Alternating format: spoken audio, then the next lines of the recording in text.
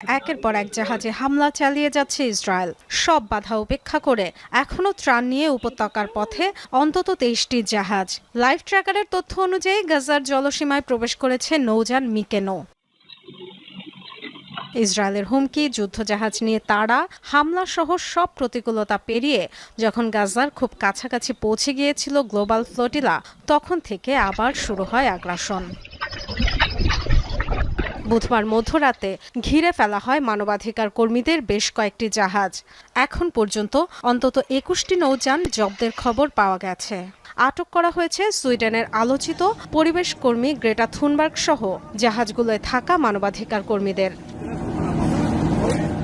আটককৃত নৌযানগুলো হলো দেইর ইয়াসিন, হুগা, স্পেক্টার, আদারা, আলমা, সাইরিয়াস, অরা এবং গ্র্যান্ডে ব্লু। বহরে থাকা বাংলাদেশের আলোকচিত্রী শহীদুল আলম রাতে জানিয়েছিলেন, ইসরায়েলি বাহিনীর আক্রমণের শিকার